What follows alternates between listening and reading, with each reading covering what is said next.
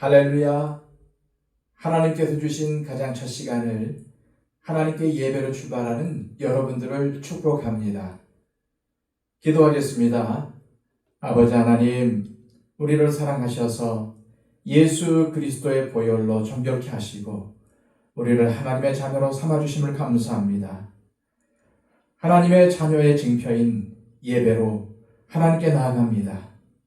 이 예배를 통해서 하나님의 음성을 듣기를 원합니다. 하나님을 만나기를 원합니다. 하나님의 높으신 뜻을 깨닫기를 원합니다.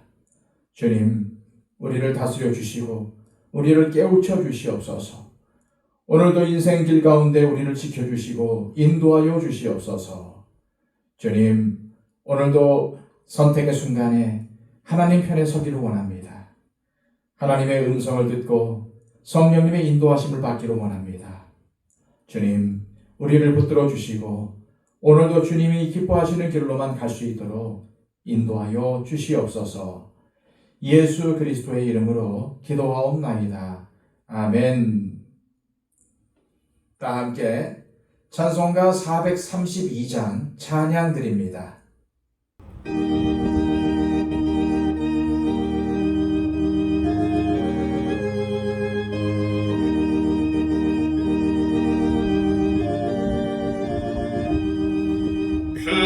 물결이 설레는 어두운 바다, 저 등대의 불빛도 희미한데 이 풍랑에 패저 항해하는 이 작은 배 사고는 주님이라. 나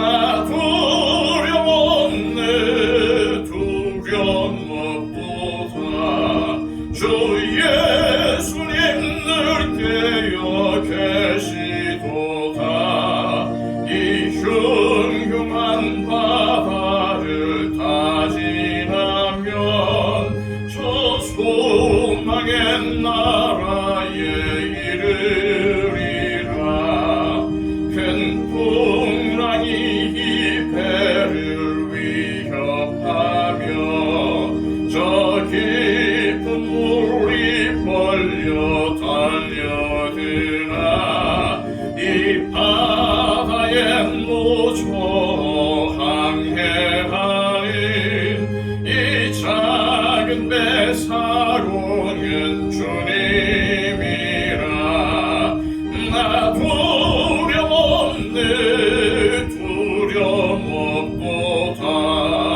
주 예수님 늘 깨어 계시도다. 이 흉흉한 바다를 다 지나면 저 소망의 나라에 이르리라. 큰 소리로 물결을 명하시면 이 바다는 고요히 잠자리라. 저 동역이 환하게 밝아올 때 나 주와 함께 이 바다 건너가리. 나 두려움 없네, 두려움 없도다. 주 예수님 늘 깨어 계시도다. 이 흉흉한 바다를 다 지나면 저 소망의 나라에 이르리라.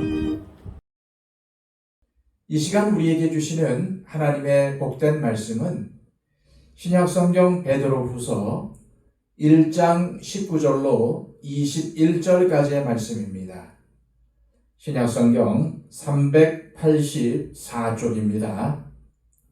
또 우리에게는 더 확실한 예언이 있어 어두운 데를 비추는 등불과 같으니 날이 새어 샛별이 너희 마음에 떠오르기까지 너희가 이것을 주의하는 것이 옳으니라. 먼저 알 것은 성경의 모든 예언은 사사로이 풀 것이 아니니 예언은 언제든지 사람의 뜻으로 낸 것이 아니요 오직 성령의 감동하심을 받은 사람들이 하나님께 받아 말한 것임이라. 아멘. 지난 시간 변화산에서의 체험에 관해 이야기한 베드로 사도는 오늘 말씀에서는 이런 변화산의 체험보다 더 확실한 예언이 있다고 설명합니다. 19절입니다. 또 우리에게는 더 확실한 예언이 있어 어두운 데를 비추는 등불과 같으니 날이 새어 샛별이 너희 마음에 떠오르기까지 너희가 이것을 주의하는 것이 옳으니라. 여기서 더 확실한 예언은 성경 말씀을 말합니다. 그것은 20절을 보면 알 수 있습니다. 먼저 알 것은 성경의 모든 예언은 사사로이 풀 것이 아니니. 19절과 20절을 종합해서 보면 베드로는 성경 말씀이 자신이 변화산에서 목격한 주님의 영광보다 더 확실한 것이라고 말하고 있는 것입니다. 그렇다면 베드로는 어째서 이런 말을 하는 것일까요? 사실 베드로에게 있어서는 자신이 친히 목격한 변화산에서의 증거가 더 확실한 증거일 텐데 성경 말씀이 더 확실한 증거라고 한 것은 이해가 되지 않습니다. 하지만 베드로는 자신의 관점에서가 아니라 그리스도의 영광과 위엄을 친히 보지 못한 이들의 관점에서 두 예언을 비교했기에 이렇게 말한 것입니다. 다시 말해서 변화산상에서의 체험은 베드로의 경험에 불과한 것이었기에 다른 사람들에게는 알려지지 않은 것이지만 성경 말씀은 모든 사람에게 알려진 권위를 가진 말씀이기에 베드로는 성경 말씀이 자신이 목격한 증거보다도 더 확실한 증거라고 말한 것입니다. 그러면 더 확실한 예언인 성경 말씀이 하는 역할은 무엇인가요? 베드로는 더 확실한 예언인 성경 말씀이 어두운 데를 비추는 등불이라고 설명합니다. 여기서 어두운 데는 누추한 곳, 더러운 곳이란 뜻으로 단순히 어두운 곳을 의미하지 않고 더럽고 음침한 곳을 말하는 것입니다. 그리고 성경은 악한 세상이나 죄로 물든 인간의 영혼을 어두움으로 표현하고 있습니다. 따라서 베드로가 말하는 어두운 데는 하나님의 선과 의가 없는 죄로 물든 세상과 인간의 영혼을 지칭하는 것입니다. 그런데 성경 말씀은 그 어두운 데에 빛을 비추어 죄인들을 빛 가운데로 인도하는 등불의 역할을 한다는 것입니다. 그런데 그 등불의 빛이 언제까지 비추는 것일까요? 베드로는 19절에서 날이 새어 샛별이 너희 마음에 떠오르기까지 너희가 이것을 주의하는 것이 옳다고 말씀합니다. 이 말씀은 주님께서 다시 오실 때까지를 의미하는 것임을 알 수 있습니다. 왜 그럴까요? 샛별이라는 말을 원어로 보면은 빛을 가져오는 자 또는 빛을 낳는 자라는 뜻이 있습니다. 고대 헬라인들은 샛별이란 뜻의 헬라어를 금송으로 부르는 말로 사용을 했지만은 성경에서는 메시아를 지칭하는 용어로 사용합니다. 그러므로 샛별은 의심할 여지 없이 예수 그리스도를 말하는 것이고 너희 마음에 떠오르기까지라는 표현은 그리스도께서 재림하실 때에 일어나게 될 그리스도인들의 변화를 의미하는 것입니다. 따라서 우리 그리스도인의 신앙생활은 주님이 재림하실 때까지 힘써 신성한 성품을 공급하고 하나님의 말씀을 옳게 해석하고 깨어있는 삶을 살아야 한다는 의미입니다. 그러면서 베드로는 우리 그리스도인들이 성경에 대해 어떠한 태도를 가져야 하는지 가르침을 주고 있습니다. 20절, 21절입니다. 먼저 알 것은 성경의 모든 예언은 사사로이 풀 것이 아니니 예언은 언제든지 사람의 뜻으로 낸 것이 아니요 오직 성령의 감동하심을 받은 사람들이 하나님께 받아 말한 것임이라. 베드로는 성경의 모든 예언들이 사람에게서 나온 것이 아니라 성령님에게 감동을 받은 사람들이 하나님께로부터 받은 것이라고 강조합니다. 따라서 성경의 모든 예언들은 사사로이, 즉 자의로 해석해서는 안 된다는 것입니다. 이것이 무슨 말입니까? 성경의 모든 예언들은 변화산에서 전해진 하늘의 소리처럼 하나님께로부터 전해진 것이기 때문에 사람들이 그것을 사사로이, 자의로 해석해서는 안 된다는 것입니다.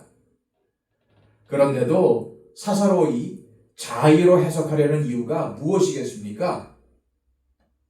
그것은 오로지 영혼을 노략질하고 탐욕을 채우려는 악한 의도 외에는 설명이 안 되는 것입니다.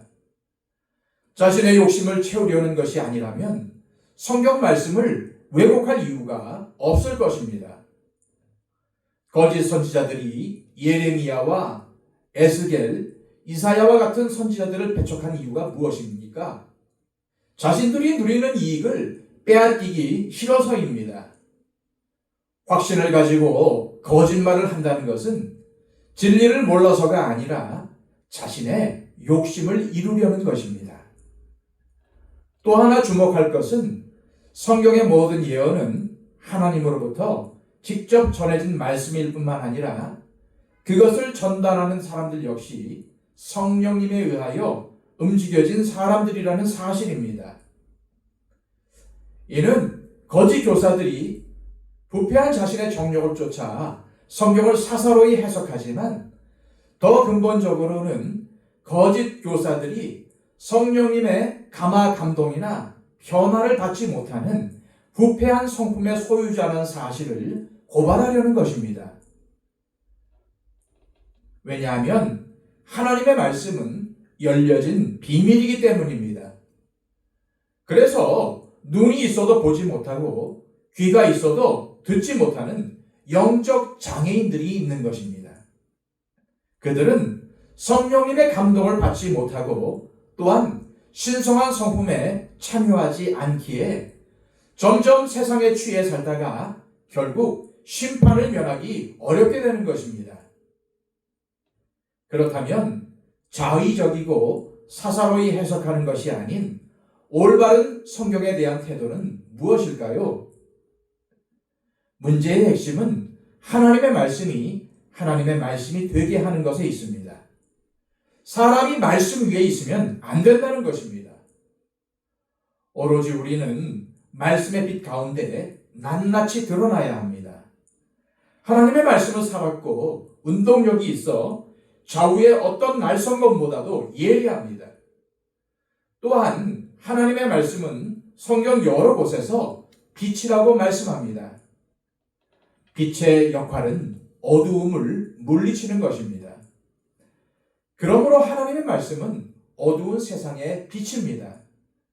주의 말씀이 내 발의 등이요 빛이라고 말씀하는 것은 이 어두운 세상에서 우리 그리스도인들이 의지하고 나아갈 유일한 소망이라는 의미입니다. 그리고 성경을 사사로이 자의적으로 해석하지 않고 말씀의 의미를 알고 싶으면 목회자들에게 물어보거나 수많은 믿음의 선진들이 연구하고 노력해서 만들어낸 해석들을 참고하여 건전하고 사리사욕에 빠지지 않는 성경 해석을 해야 합니다. 그런데 이렇게 올바르게 성경을 보고 해석하는 일을 언제까지 해야 합니까? 주님 다시 오실 때까지 해야 합니다. 모든 성경은 하나님의 감동으로 된 것으로 교훈과 책망과 바르게 함과 의로 교육하기에 유익한 말씀입니다. 그러므로 우리 그리스도인들은 성경 말씀을 붙잡아야 삽니다. 우리는 왜 많은 사람들이 예수를 믿다가 이단에 미혹되어 잘못된 길을 가는지 잘 살펴야 합니다. 우리 안에 탐욕의 문제가 해결되지 않아도 그렇게 될 수 있습니다. 올바른 성경 해석에 신앙의 뿌리를 놓지 않았을 때도 그와 같은 결과를 초래하게 됩니다. 따라서 우리가 분명히 알아야 할 것은 하나님의 신성한 성품의 열매는 바른 성경의 해석, 진리의 말씀에 뿌리를 내려야 풍성한 열매가 맺힌다는 사실입니다.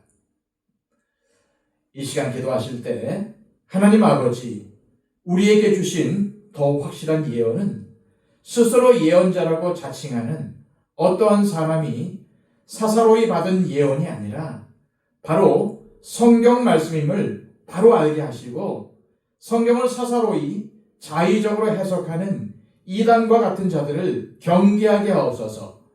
무엇보다 성경을 열심내어 읽고 묵상하게 하시며 바른 해석을 통해서 하나님의 신성한 성품의 열매들을 맺어나가게 하옵소서. 기도하시길 바랍니다. 111 기도를 통해서 우리의 기도가 필요한 분들을 위해 기도해 주시고 특별히 병중에 있는 분들을 위해 기도해 주시기를 바랍니다. 초청 대상자들을 위해서도 간절히 기도해 주시기를 바랍니다. 대통령 선거를 위해서 간절히 기도해 주십시오. 기도하겠습니다.